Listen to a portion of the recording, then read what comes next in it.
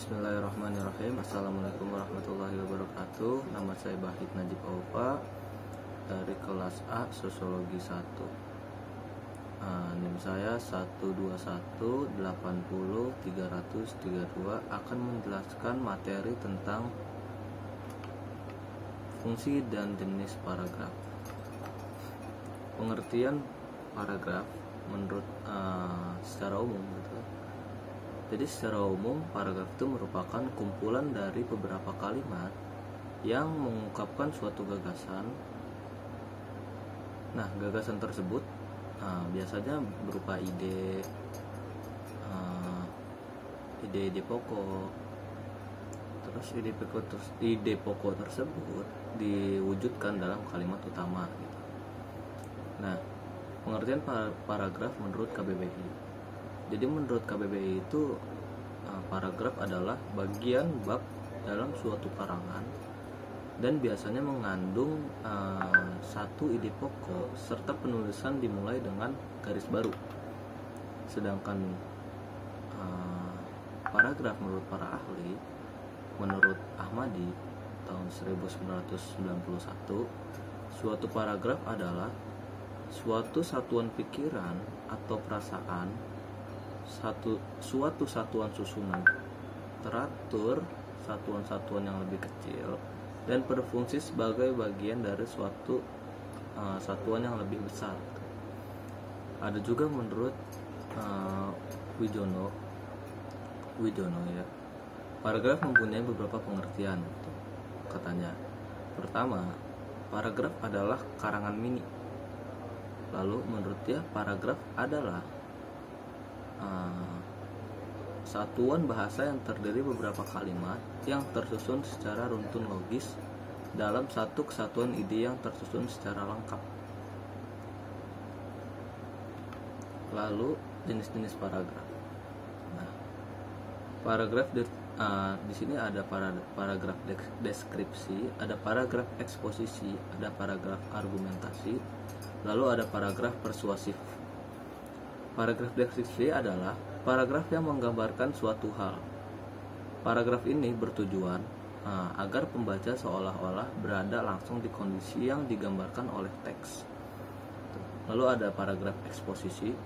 Paragraf eksposisi yang berisi tentang uraian sebuah gagasan yang memiliki tujuan untuk menjelaskan sesuatu. Uraian tersebut tentu didukung sejumlah fakta agar pembaca itu bisa mempercayainya. Lalu ada paragraf argumentasi. Paragraf argumentasi berisi pendapat penulis yang disertai dengan bukti dan alasan yang kuat gitu. Jadi paragraf argumentasi sendiri ditujukan untuk mengemukakan alasan mengemukakan gagasan berdasarkan fakta dan alasan yang kuat gitu. Sehingga pembaca pun yakin dan setuju atas gagasan tersebut. Lalu yang terakhir ada paragraf persuasif. Paragraf persuasif adalah teks yang memuat bujukan atau ajakan untuk menegaskan pembaca yakin dengan sesuatu yang disampaikan oleh penulis. Lalu ada jenis-jenis paragraf berdasarkan letak kalimat utama. Pertama ada paragraf deduktif. Paragraf deduktif adalah paragraf yang ide pokok atau gagasan utama itu terletak di awal paragraf dan diikuti oleh kalimat-kalimat penjelas untuk mendukung gagasan utama. Ide pokok atau gagasan utama berupa pernyataan umum yang dikemas dalam kalimat topik. Paragraf deduktif itu paragraf yang kalimat topiknya terdapat pada bagian akhir. Terus paragraf deduksi juga mempunyai ciri-ciri sebagai berikut. Yang pertama, diawali dengan menyebutkan peristiwa-peristiwa khusus yang berfungsi sebagai penjelasan dan merupakan pendukung gagasan utama. Yang kedua, kemudian menarik kesimpulan berdasarkan peristiwa-peristiwa khusus tersebut. Terus ada yang ketiga, paragraf campuran. Paragraf campuran adalah paragraf yang kalimat utamanya diletakkan di dua bagian. Contoh yang sering ditemukan adalah letak di bagian awal dan bagian akhir paragraf. Dua kalimat utama yang digunakan sebenarnya itu sama, tetapi disajikan dengan kata-kata yang berbeda. Lalu ada paragraf penyebar atau tanpa kalimat utama. Paragraf dengan pola semacam itu tidak memiliki kalimat utama. Nah, jadi pikiran utamanya menyebarkan pada seluruh paragraf atau tersirat pada kalimat-kalimatnya. Lalu yang terakhir ada fungsi paragraf. Paragraf mempunyai beberapa macam fungsi gitu.